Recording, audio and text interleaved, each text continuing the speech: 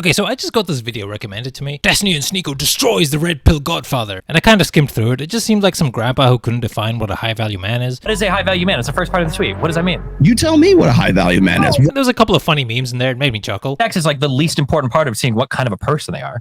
Actually, if you're compatible or not is very important. If you're compatible, but in terms of like, would this be a good mom?